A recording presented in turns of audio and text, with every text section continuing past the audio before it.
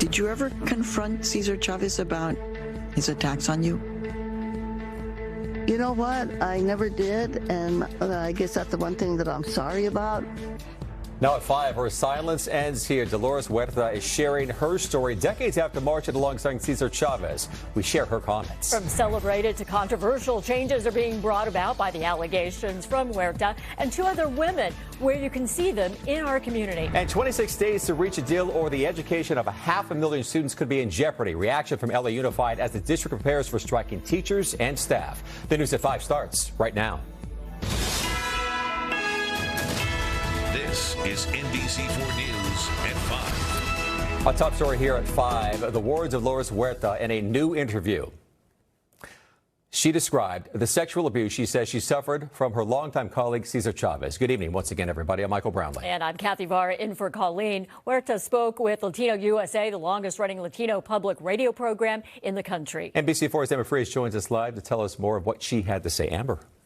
Hey, Michael, Kathy. Well, in that interview, Huerta opens up about what she knew and what she says she didn't, and why she stayed silent for so many years, and says moving forward, the focus of the union should be protecting others from abuse, both physical and sexual. For decades, farm worker rights leader Dolores Huerta kept quiet about sexual abuse she says she endured at the hands of her longtime colleague, Cesar Chavez. Now she's explaining why. It was my personal pain. It was my personal problem. And, I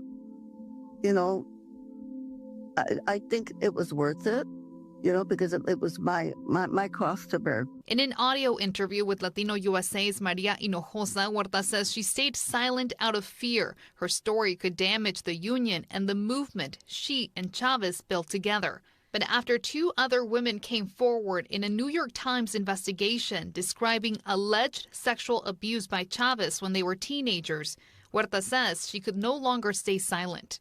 I think their courage has given me the courage also to be able to come out, because in many instances they will want to blame the girls. Some people will try to blame me. Her decision is sparking some backlash online, with questions about why she waited so long and whether anyone else knew. But in her interview with Latino USA, she says she doesn't believe anyone did. I cannot think of any single person and that may have known. In the interview, she also says she felt like she had no one to turn to at the time of the abuse and that she never confronted Chavez. That's the one thing that I'm sorry about, because God knows, had I done that, maybe in some way it would have prevented other women and girls, who knows. Huerta also spoke about keeping her pregnancies private, saying her children were raised by family and that she maintains a close relationship with them today. I guess I'm very fortunate that I did not get very big when I had my pregnancies, and I was pretty much able to hide them. And despite the controversy, she says the movement will continue.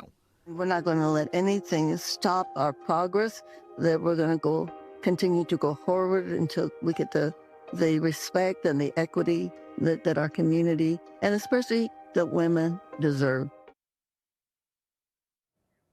And we were able to have a conversation with Maria Hinojosa about her interview with Dolores Huerta just minutes ago. We'll have more coming up at 6 for you guys. All right. So interesting what you've done with the story. And we'll hear more from you at 6 o'clock. Thanks, Amber. Amber, appreciate it. Thank you.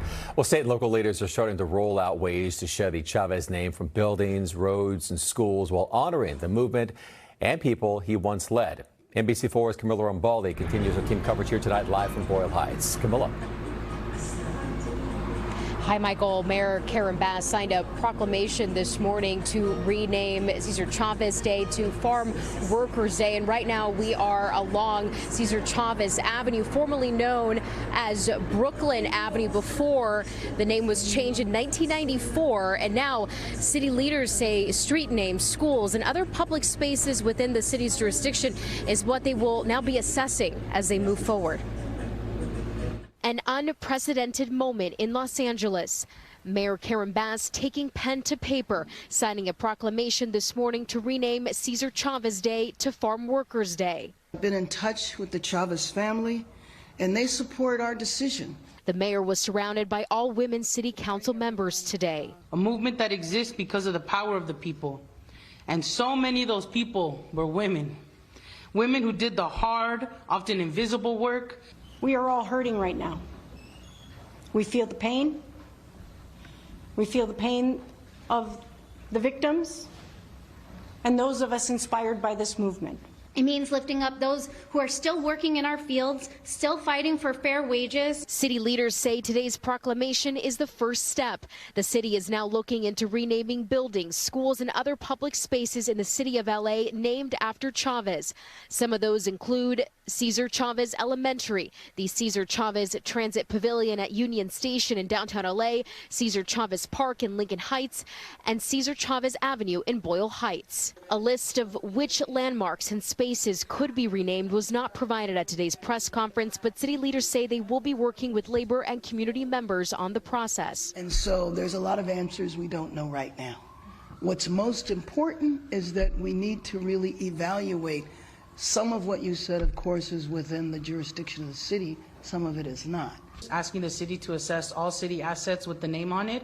A moment in history, city leaders say, is a time of reflection. It reminds us that no matter the odds, no matter the obstacle, we can build a better lives for ourselves, for our city, and for our country. As far as a timeline on when city landmarks could see a change, that is still unclear, but we have already seen statues being covered and celebrations being canceled for March 31st. Live in Boyle Heights, Camilla Rambaldi, NBC 4 News. Camilla,